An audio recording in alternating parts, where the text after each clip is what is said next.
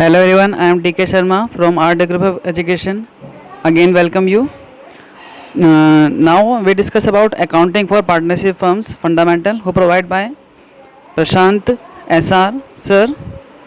So take a look one by one each and every point for you. So next one is contents. Meaning of partnership. First point is meaning of partnership. Second है definition of partnership. Third one is feature of partnership. Fourth is partnership deed, and fifth one is contents of the partnership deed, and next point is rules applicable in the absence of partnership deed, and last one is partnership accounts. So that is the contents of partnership जो आपको इसमें आगे topic में पढ़ने को मिलेंगे, और one by one हम आपको डिस्कस करके बताएंगे कि क्या क्या चीज़ उसमें आती हैं और कैसे कैसे उसे डिफ़ाइन किया जाता है और आप आसानी से उसे ऑब्ज़र्व कर सकते हैं. Okay everyone, now next one is first heading is meaning of partnership. Partnership is an expanse of the sole proprietorship concern. A partnership is a business carried on by two or more persons. They join hands together on the basis of an agreement, pool their resources and run a legal lawful business. The main aim of such a business is to earn profit, to share it among themselves. In India, partnership business is agreed by Indian Partnership Act 1932. Meaning of partnership. Partnership का जो अर्थ है वो साफ ये है कि ये एक सोल प्रोप्राइटरशिप से इनकरेज या कंसर्न किया गया है, एंड जब भी दो या दो से अधिक पार्टनर मिलकर किसी बिजनेस को परफॉर्म करते हैं तो उसे पार्टनरशिप कहा जाता है, जो कि इंडिया के अंदर इंडियन पार्टनरशिप एक्ट 1932 के अकॉर्डिंग आता है.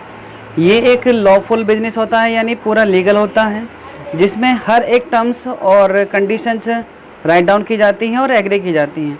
So that is the meaning of partnership.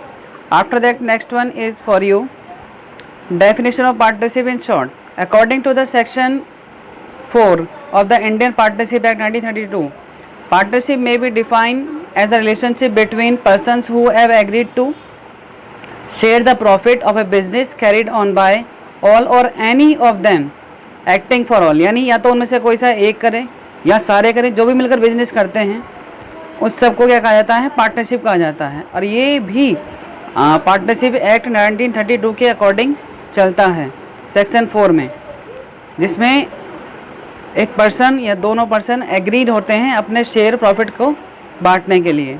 So that is the definition of partnership. And now next one is features of partnership. First है number of persons.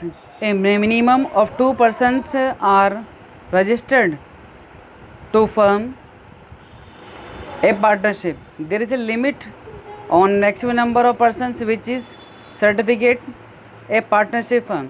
The maximum number is 10 is the case of a firm emerging on a banking business, and 50 if it is engaged in any other business. Features of partnership में सबसे पहला जो step है वो number of persons का. अगर partnership में देखा है तो मिनिमम पर्सन जो है 2 होने चाहिए और मैक्सिमम हमारे पास होने चाहिए 10. अगर वो कोई एमर्जिंग बैंकिंग कंपनी है तो उसके पास होने चाहिए मैक्सिमम 50 मेंबर होने चाहिए. Okay, so that is the number of persons required in the business. Next one is second point, agreement deed. A partnership is the result of an agreement between 2 or more person. The agreement may be written or oral.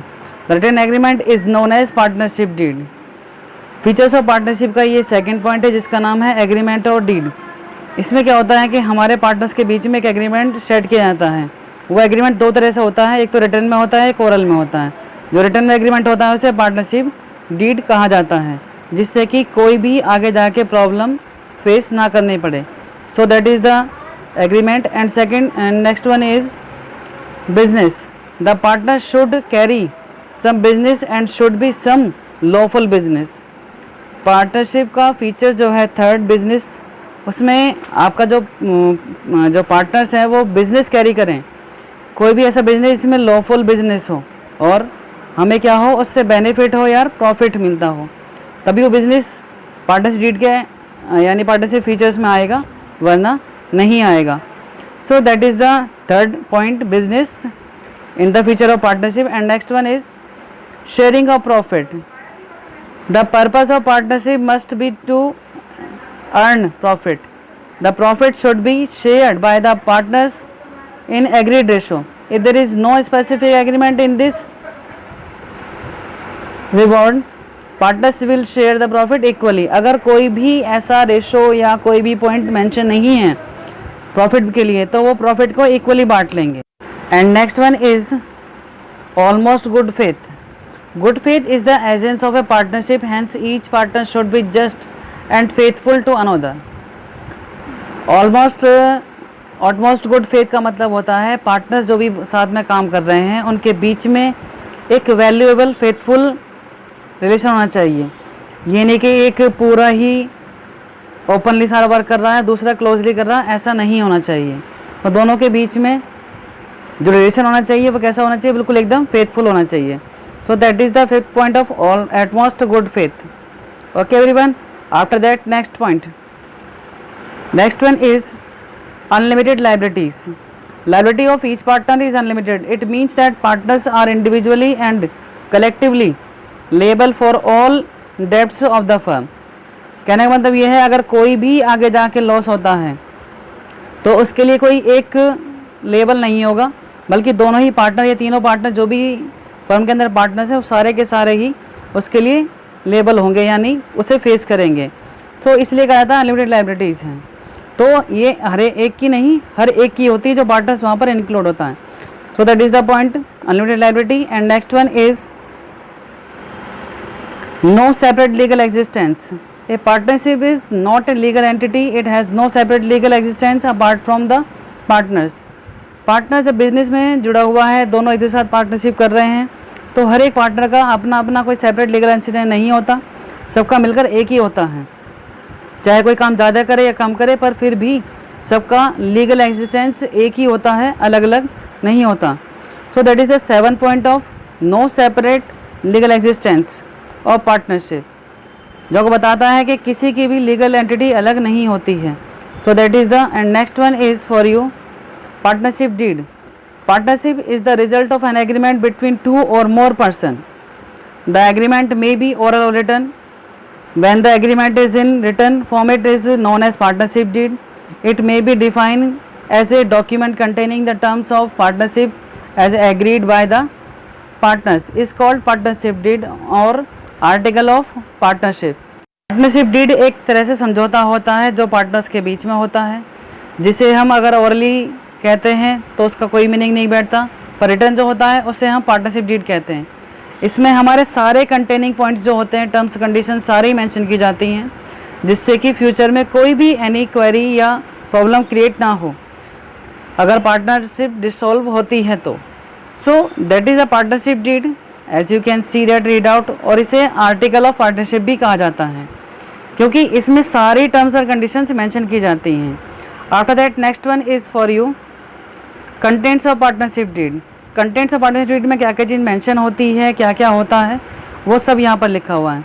First है name of the firm, firm का नाम होगा, name and address of all partners, nature and place of business.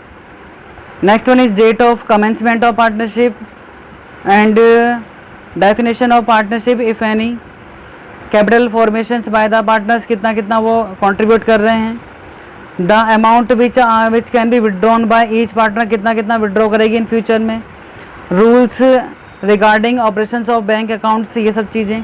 Next division of profit and loss, कैसे बांटेंगे, treatment of interest on capitals and drawings, interest is partners loan, salary commission etcetera if possible to any partner. Okay, so that is and details of division of work among the partners, कौन कितना काम करेगा, कैसे काम करेगा, वो सब चीज़ें मेंशन की जाती हैं। असेंटेनमेंट ऑफ गुडविल और admission, retirement and death of partner, her cheese mention करेंगे, डेथ के टाइम पर, एडमिशन के टाइम पर और रिटायरमेंट के टाइम पर क्या क्या चीज़ होने वाली है। एंड सेटलमेंट ऑफ अकाउंट्स और retirement on death of A partner and on dissolution of A firm, यानी कहने का मतलब है सारी टर्म्स एंड कंडीशंस मेंशन की जाती हैं, जिससे कि बिजनेस में और पार्टनरशिप में आगे जाके कोई भी प्रॉब्लम ना हो और आसानी से सारी चीज़ें क्लोज की जा सकें. So that is the partnership deed. And next one is rules applicable in the absence of partnership deed. जब पार्टनरशिप डीड एप्लीकेबल नहीं होगी या एब्सेंस होगी तब क्या होगा. Normally partnership deed include all matters relating to the mutual relationship amongst partners, but in contained cases there will be no such an express agreement. In such cases the partners have to follow the following provisions in their business. First is profit sharing. Partners are entitled to share equally the profit and loss of the firm respectively of their capital contribution. या तो वो equal बांट लें या फिर अपने capital contribution के according उसे बांट सकते हैं. Second, interest on capital. Partners are not entitled to interest on capital, but if there is any agreement for providing IOC, यानी interest on capital, such interest is payable only out of the profit of the business. If there is loss, interest on capital need not to be allowed. अगर loss है तो interest on capital allowed नहीं होगा. So next one is after that. Third है interest on loan and advance.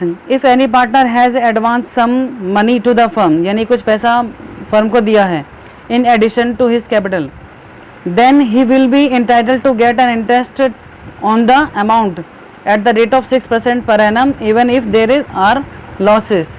अगर loss है तो भी और वैसे भी इन्हें मतलब इंटरेस्ट ऑन लोन पे किया जाएगा. वाई 6%. नेक्स्ट है interest on drawings. No interest will be charge on drawings made by the partners. Interest on drawing पर कोई भी प्रोविज़न नहीं होगा. Remuneration to partners. Partners are not entitled to any salary और अदर रेम्युनरेशन. तो partners को remuneration या salary commission भी नहीं दिया जाएगा. After thank you everyone for watching this. Please like and subscribe the channel for you and your better education. I am DK Sharma from RD Group of Education. So thank you so much and all the best for your exam. Thank you.